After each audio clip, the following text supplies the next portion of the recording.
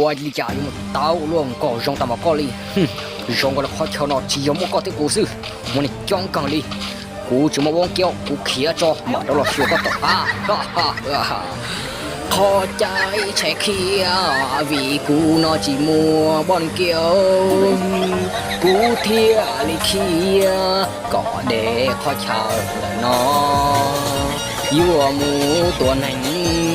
ย่อเปลูญาไม่เดีย